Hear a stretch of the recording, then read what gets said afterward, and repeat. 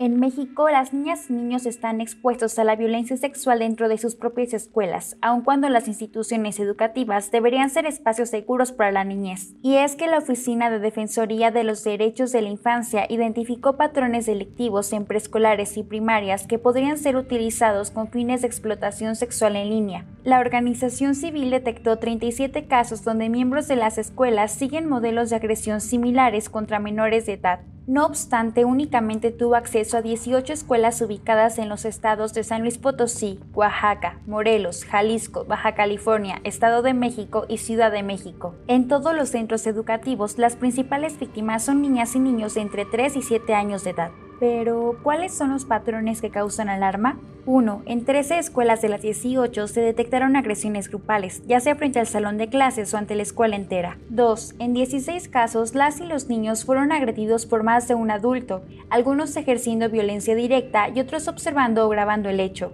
3. En 17 se denunció encubrimiento, es decir, los familiares de las víctimas no recibieron respuesta de las autoridades educativas o se les negó ayuda a las y los estudiantes que la solicitaron. 4. En 10 instituciones se registraron adultos que facilitan la entrega de las víctimas a sus agresores. 5. En 6 escuelas, algunos alumnos presencian actos sexuales entre adultos y en 7 son obligados a tocarse entre los mismos compañeros.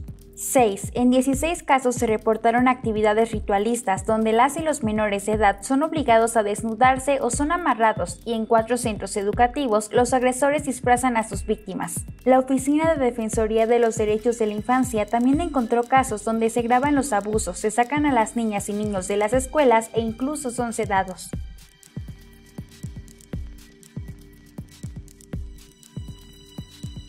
El informe del organismo denominado "Es un secreto la explotación sexual infantil en las escuelas" tiene como principales antecedentes casos de abuso detectados desde el 2008 en algunos planteles de la CDMX y Estado de México. En el primero, una alumna de un preescolar privado denunció abuso sexual, pero su familia desistió de las investigaciones por filtraciones imprudentes de la entonces Procuraduría de Justicia del Distrito Federal.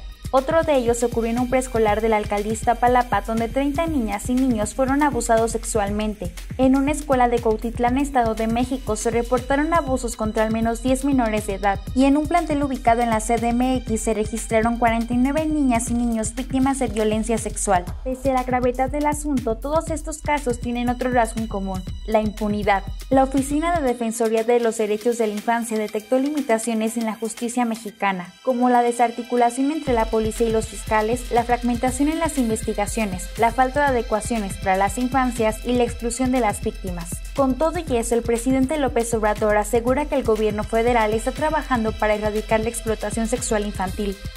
Se trabaja mucho en esto, se combate todas estas acciones reprobables, indignas, que tiene que ver con el abuso de menores. Aunque cada víctima de abuso sexual vive afectaciones distintas a nivel físico, psicológico y emocional, algunas de las más frecuentes son trastornos de alimentación, dolores de estómago, infecciones en vías urinarias, enojo, agresión y tristeza, miedo y rechazo a la escuela, pesadillas y problemas de sueño, comportamientos sexualizados, vergüenza y culpa. Y por si no bastara la agresión física y emocional hacia los menores, casos como los registrados por la organización pueden ser parte de la llamada explotación sexual en línea. Prueba de ello es que en el 2020 México registró 1,863 reportes de cuentas en Internet relacionadas con turismo sexual infantil y que durante la pandemia por COVID-19 la pornografía de menores creció en 107% en el país. La violencia hacia la niñez refleja la falta de seguridad y supervisión en las escuelas, la incapacidad de investigación de las fiscalías y la escasez de canales para que las infancias alcen la voz.